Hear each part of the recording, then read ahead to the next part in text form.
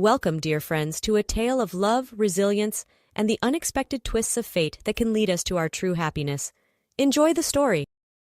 Emily Parker stood in the doorway of her modest apartment, her heart swelling with joy. At 23, she felt like the luckiest girl in the world. The past year had been a whirlwind of change, transforming her life from a Cinderella story to a fairy tale romance. As she hung up her coat, memories of her old life with Aunt Mildred flooded back.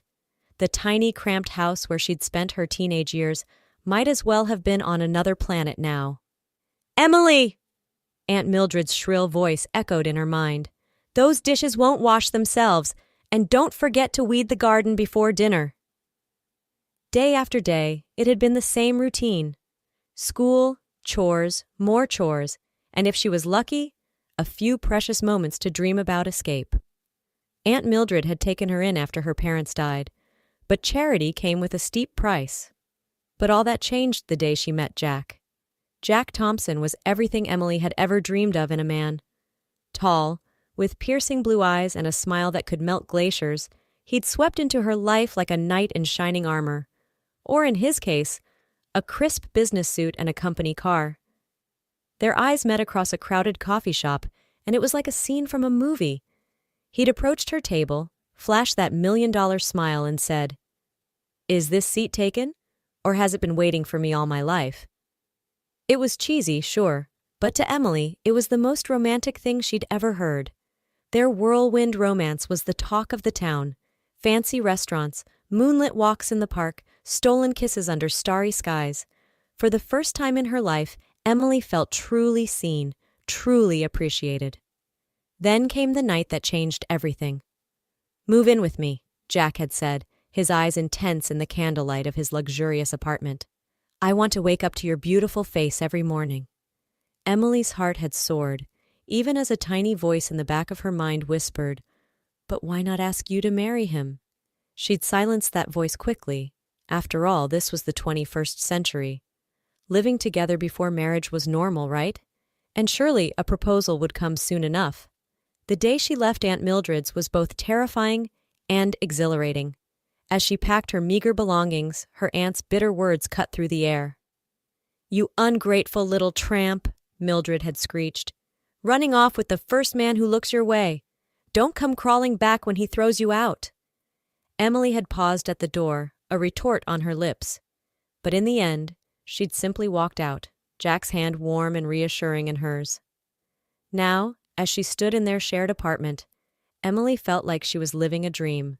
No more endless chores, no more criticism, no more feeling like a burden. Just love, warmth, and the promise of a beautiful future. If only she'd known how quickly dreams can turn into nightmares. Emily practically floated through the doors of Mercy General Hospital, her heart as light as a feather. The spring sunshine seemed brighter, the air fresher. Even the usual hospital smells couldn't dampen her spirits. She'd just received the most wonderful news of her life, and she couldn't wait to share it with Jack.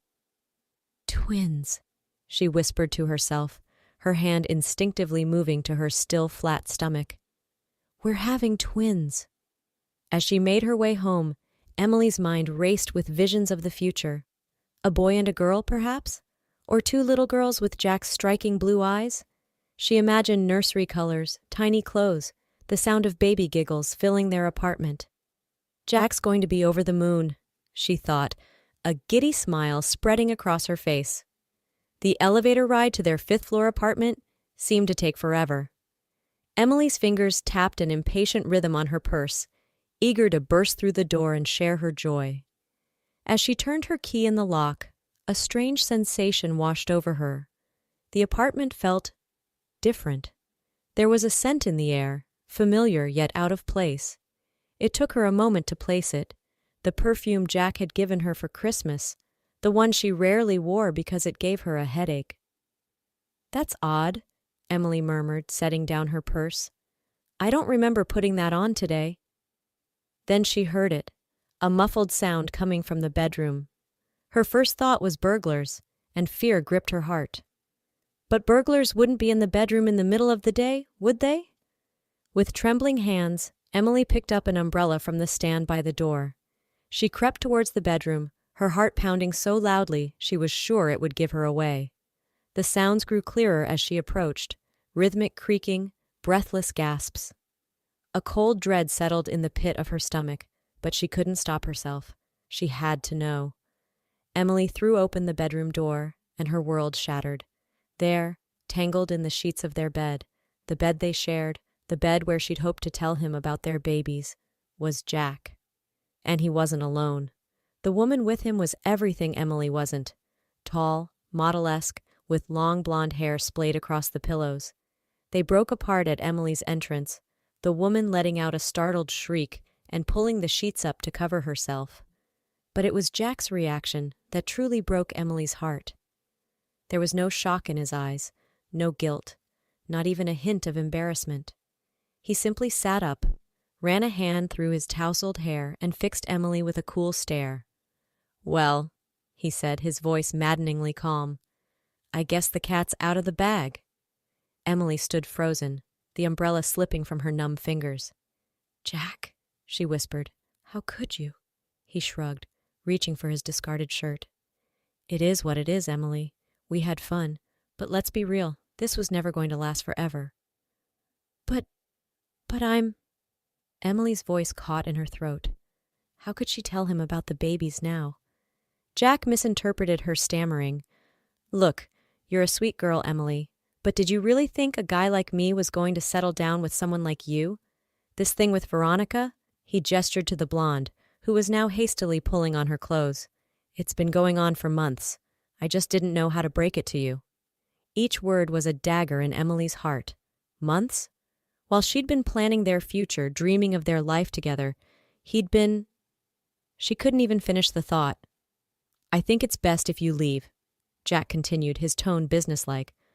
"I'll have your things sent to wherever it is you're going." Emily wanted to scream, to rage, to tell him about the twins growing inside her. But in that moment, looking at Jack's cold, unfeeling eyes, she knew it wouldn't make a difference. This man, whom she'd thought was her soulmate, her future, was a stranger. Without a word, she turned and fled the apartment, leaving behind the shattered remains of her dreams. The city streets blurred around Emily as she wandered aimlessly, her mind struggling to process the catastrophic turn her life had taken. The sun set and rose again, but she barely noticed, lost in a fog of despair. As dawn broke, Emily found herself in an unfamiliar part of town. Dilapidated buildings loomed around her, their windows dark and empty like the void in her heart. She sank onto a crumbling stoop, her body finally giving into exhaustion. "What am I going to do?" she whispered, her hand resting protectively on her stomach. The excitement of yesterday's discovery now felt like a cruel joke. How could she, homeless and heartbroken, possibly care for one baby, let alone two? For a brief, desperate moment, Emily considered returning to Aunt Mildred. But her aunt's harsh words echoed in her memory. "Don't come crawling back when he throws you out." "She'd just say, 'I told you so,'" Emily muttered bitterly. "And then she'd probably throw me out again." As the city began to stir around her, Emily forced herself to her feet. She couldn't stay here, wallowing in self-pity. She needed a plan. Her feet carried her to the nearby river, its waters glittering in the early morning light. Emily stood at the railing, gazing down at the swirling currents below. For one dark, terrible moment she considered, "No," she said firmly, taking a step back. "That's not an option." But what options did she have? No home, no job, no family to turn to. And now, 2 tiny lives depending on her. Tears streamed down Emily's face as she addressed her unborn children. "I'm so sorry, little ones," she whispered. "I wanted so much for you. A home, a family, parents who loved you, but I don't know if I can give you any of that now." A plan began to form in Emily's mind. It wasn't a good plan, but it felt like the only choice she had left. She checked her watch. 6:30 a.m. If she hurried, she could make it to the women's clinic across town when it opened. They could help her end this before it got any harder. The thought made her feel sick, but what else could she do? With a heavy heart, Emily made her way to the nearest bus stop. As she waited, She tried to convince herself that this was the right decision, that she was doing what was best for these babies, sparing them a life of poverty and struggle. But deep down, she knew she'd never forgive herself. The train car swayed gently as it clattered along the tracks, carrying Emily towards a decision she wasn't sure she could live with. The early morning rush had passed, leaving the car nearly empty save for a handful of passengers. Emily stared out the window, unseeing, her mind a tumult of conflicting emotions. Every fiber of her being rebelled against what she was about to do, but what choice did she have? "Tickets, please!" The conductor's voice startled Emily from her reverie. She fumbled in her purse for her ticket, grateful for the distraction. As the conductor made his way down the aisle, Emily noticed an elderly woman a few seats ahead, searching frantically through her handbag. "Oh dear, the woman muttered, her voice tinged with panic. "I could have sworn I put it in here." The conductor reached her seat. "Ticket, ma'am?" "I'm so sorry," the woman said, her eyes wide with distress. "I must have left my wallet at home. I'm so forgetful these days. Please, I have to get to my grandson's. I made him his favorite pie." Emily felt a sudden surge of empathy for the old woman. Before she could think twice, she was on her feet. "Excuse me," she called to the conductor. "I'll pay for her ticket." Both the conductor and the elderly woman turned to look at Emily in surprise. "Oh, you don't have to do that, dear," the woman protested, but Emily was already pulling out her wallet. After settling the fare, Emily found herself invited to sit with the grateful woman, who introduced herself as Grace. "You're an angel, dear," Grace said, patting Emily's hand. "I don't know what I would have done. My grandson Nathan would have been so worried if I hadn't shown up." Emily managed a small smile. "It's no trouble, really. I'm glad I could help." Grace studied Emily's face, her kind eyes seeing more than Emily was comfortable with. "Now don't take this the wrong way, but you look like you've had a rough night. Is everything all right, dear?" Maybe it was Grace's grandmotherly concern, or maybe it was just the weight of everything that had happened, but Emily suddenly found herself pouring out the whole story. Jack's betrayal, her pregnancy, her desperate plan. Grace listened without interruption, her face a mixture of sympathy and concern. When Emily finished, tears streaming down her face, Grace simply opened her arms. Emily fell into the embrace, sobbing like a child. There, Grace soothed, stroking Emily's hair. "Let it all out, dear. You've been so brave." When Emily's sobs subsided, Grace gently tilted her chin up. "Now I won't tell you what to do. That's not my place. But I will say this. Decisions made in desperation are rarely the right ones. And I have a feeling you'd regret this for the rest of your life." Emily sniffled. "But what else can I do? I have nowhere to go, no way to support myself, let alone 2 babies." Grace's eyes twinkled. "Well, as it happens, I might have an idea about that. Tell me, how do you feel about pie?" As the train rolled on towards its destination, Emily found herself engaged in a conversation she never could have imagined. And for the first time since her world fell apart, she felt a tiny spark of hope. The antiseptic smell of the hospital hit Emily like a wave as she rushed through the sliding doors. Her conversation with Grace on the train had delayed her, and now she was cutting it close. If she didn't make it to the clinic soon, she'd have to wait another day of agonizing over her decision. "I can do this," she muttered to herself, steeling her nerves. "I have to do this." But as she turned towards the clinic wing, a familiar voice stopped her in her tracks. "Emily! Over here, dear!" Emily spun around in disbelief. There, sitting on a bench near the entrance, was Grace, waving enthusiastically. "Grace?" Emily approached cautiously. "What are you doing here? I thought you were visiting your grandson." Grace's eyes twinkled mischievously. "Oh, I am. In fact, I'm about to introduce you to him. Come along, dear." Before Emily could protest, Grace had linked their arms and was guiding her down a different hallway. But the clinic," Emily stammered, glancing back over her shoulder. "We'll still be there later if that's what you decide," Grace said firmly. "But first, I think you should meet Nathan. He might have a solution to your problem." Emily wanted to resist, to break away and run to the clinic, where a difficult but clear-cut solution waited. But something in Grace's confident manner held her back. What did she have to lose by hearing this Nathan out? They walked through the hospital corridors, Grace chatting away about her grandson's accomplishments. Emily nodded politely, only half listening, her mind still wrestling with her dilemma. Finally, they stopped in front of an imposing door. The plaque read, Dr. Nathan Holloway, Chief of Medicine. Emily's eyes widened. Your grandson is the Chief of Medicine? Grace beamed with pride. Told you he was accomplished, didn't I? Now let's not keep him waiting. Before Emily could prepare herself, Grace had knocked and opened the door. Nate, darling, I've brought a friend to meet you. Emily found herself face to face with quite possibly the most handsome man she'd ever seen. Dr. Nathan Holloway was tall, with warm brown eyes and a kind smile that immediately put her at ease. He couldn't have been more than 35, young for such a prestigious position. Graham, what have I told you about bursting into my office? Nathan scolded, but his tone was affectionate. His eyes moved to Emily, and his smile widened. And who's this? Grace made the introductions, glossing over the circumstances of their meeting. Emily needs a bit of help, Nate. I thought you might have some ideas. Nathan's brow furrowed in concern. Of course. Emily, why don't you come in and we can talk? As Emily stepped into the office, she felt as though she was stepping into a new chapter of her life. Little did she know just how true that feeling would prove to be. Dr. Nathan Holloway's office was warm and inviting, with large windows overlooking the hospital gardens. Emily perched nervously on the edge of a comfortable leather chair, acutely aware of Nathan's kind but assessing gaze. So, Emily, Nathan began, his voice gentle. My grandmother tells me you're in a bit of a tough situation. Want to talk about it? Emily hesitated, glancing at Grace, who gave her an encouraging nod.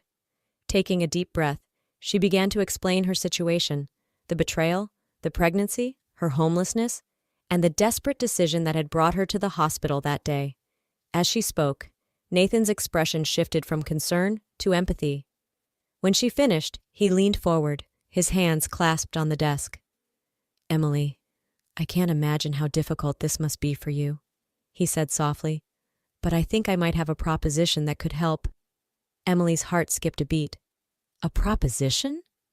Nathan nodded, a small smile playing on his lips. You see, my grandmother here is quite the handful. He shot an affectionate glance at Grace, who huffed in mock indignation. She lives alone in a big house, and I worry about her constantly.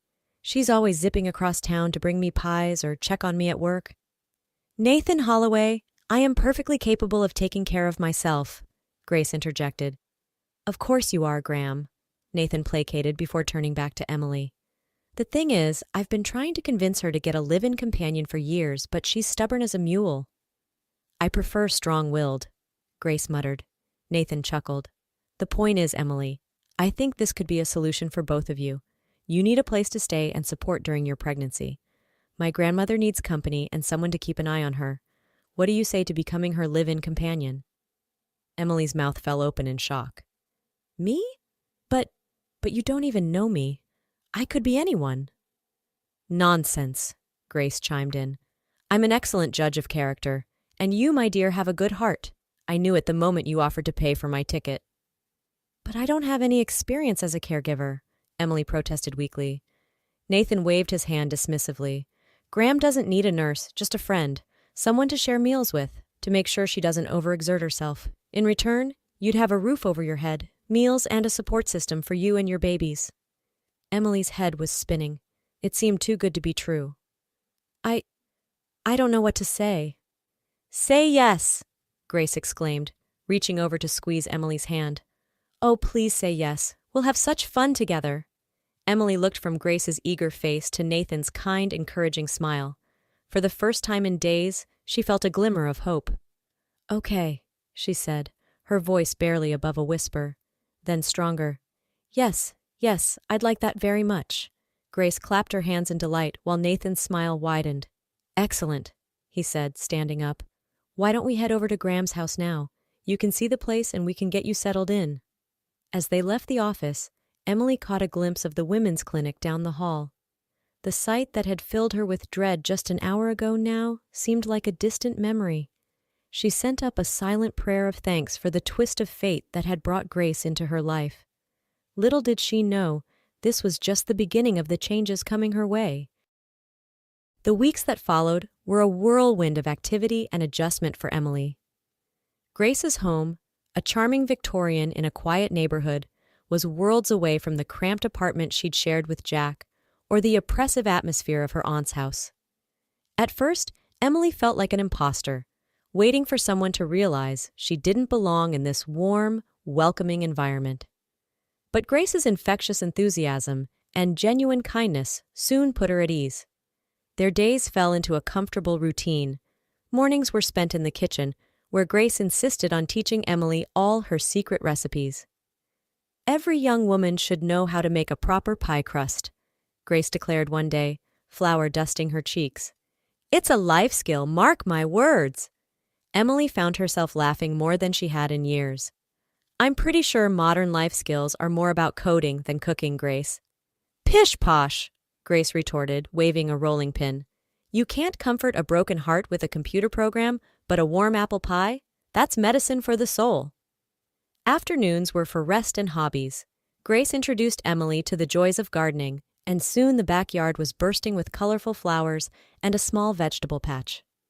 "There's something magical about nurturing life," Grace mused one day as they planted tomato seedlings. Her eyes twinkled as she glanced at Emily's growing belly. "Wouldn't you agree?" Emily's hand instinctively moved to her stomach, a soft smile playing on her lips. "I'm starting to, yes." But it wasn't all domestic bliss. There were still moments when the weight of her situation crashed down on Emily. Nights when she'd wake up in a cold sweat, panicking about the future.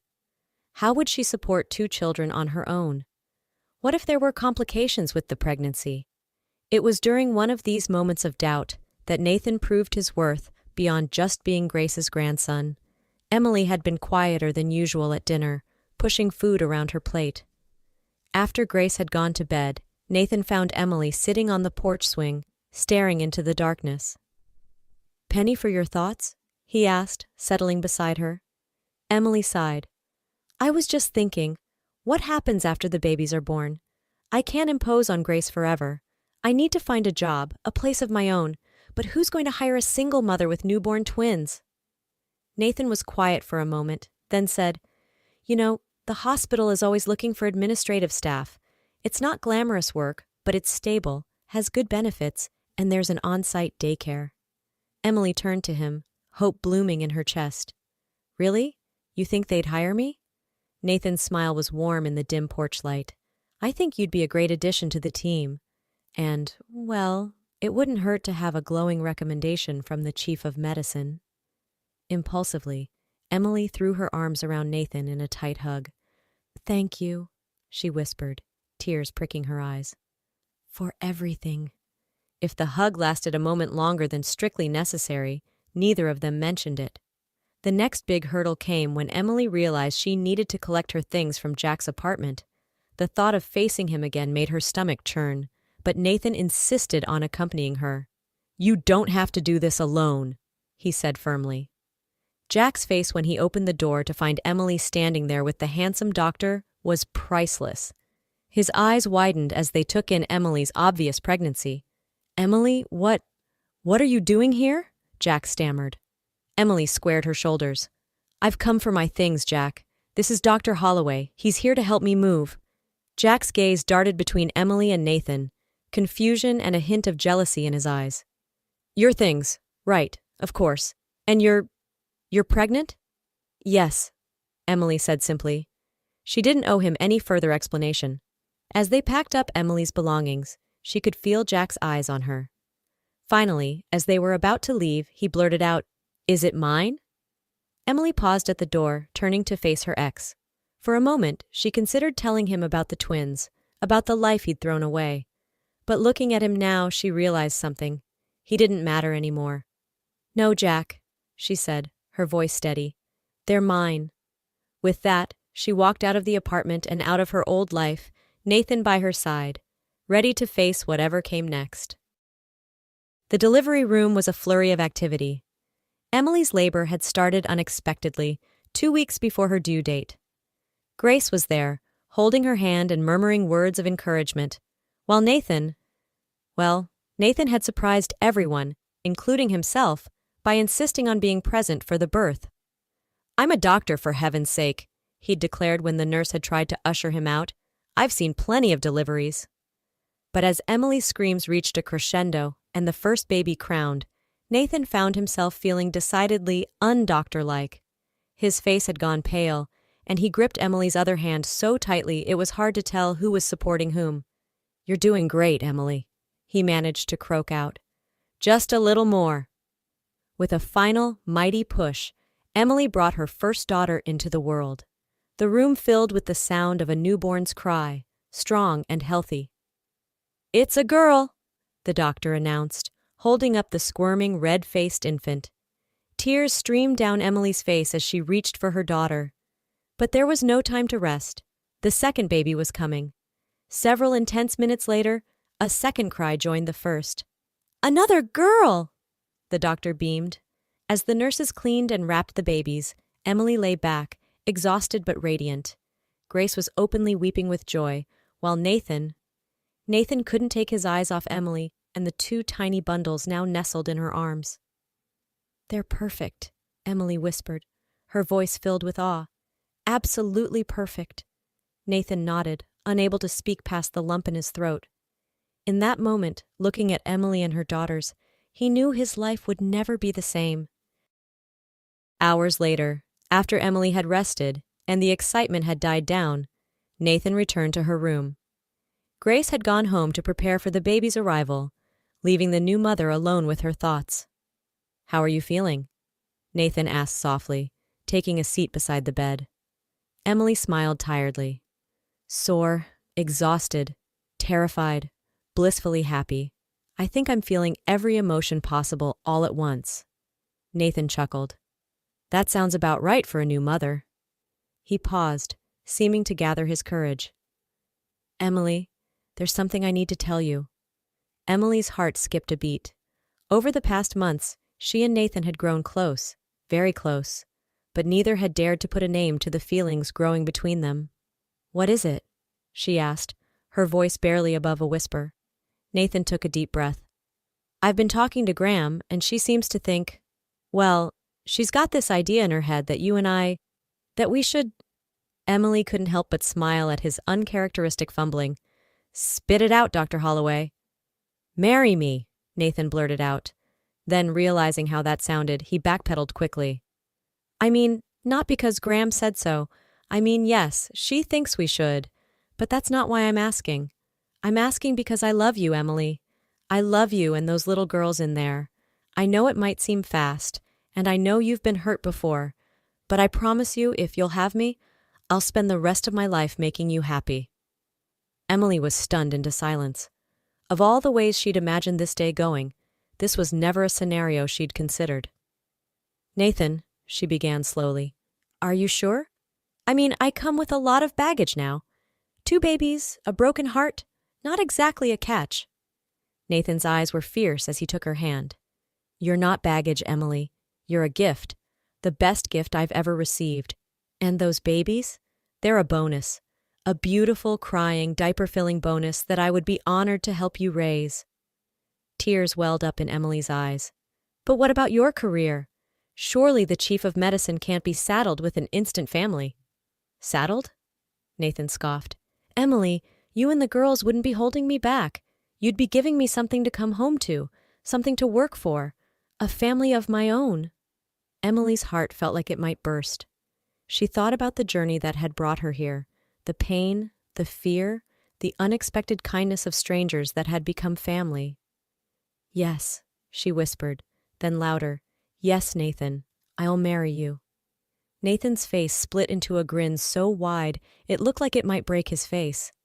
He leaned in and kissed her, pouring all his love and promises for the future into that one gesture. As they broke apart, both laughing and crying at the same time, a nurse wheeled in the bassinet with the twins. "I think these little ladies are hungry," she announced with a smile. As Emily prepared to feed her daughters, Nathan stepped out to give them privacy. In the hallway, he found Grace waiting, a knowing smile on her face. "Well?" she demanded. "Did you ask her?" Nathan's goofy grin was all the answer she needed. Grace clapped her hands in delight. Oh, I just knew you two were perfect for each other. Didn't I tell you? From the moment I met her on that train, I had a feeling she was meant to be part of our family. Nathan hugged his grandmother tightly. You were right, Gram. As usual. Inside the room, Emily gazed down at her nursing daughters, marveling at the twists and turns her life had taken. A year ago, she'd thought she had it all figured out. Now, she was starting a new life she'd never dared to dream of. As she looked up to see Nathan and Grace peeking in, love and pride shining in their eyes, Emily knew one thing for certain. Sometimes, the best journeys are the ones you never plan to take.